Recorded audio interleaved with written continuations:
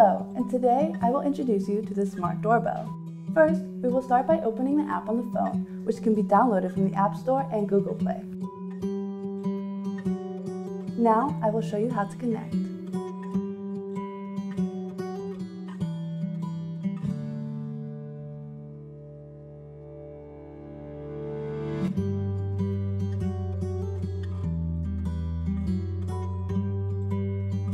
The doorbell is waterproof and can be installed outdoors without worrying of possible effects of rain. It supports both wired and battery charging, with a battery that lasts about 5 to 6 months. When the doorbell rings, we will receive a notification. We can have a conversation with the people outside. Hi. This doorbell has a 166-degree viewing angle, which allows us to watch with almost no blind spots.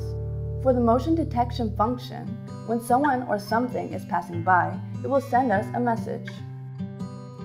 The IR night vision function allows us to see clearly what happened in the monitored area in the dark.